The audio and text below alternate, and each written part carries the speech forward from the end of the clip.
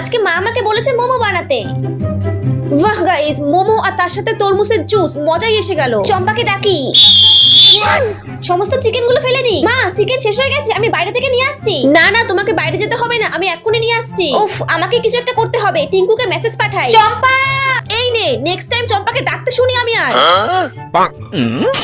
সমস্ত প্ল্যান বুঝে গেছি। এই নে চিকেন, আবার মোমো বানা। হ্যাঁ বানাচ্ছি। এই মুরগিটা তীর মেরে ওদের ঘরে পাঠিয়ে দিই।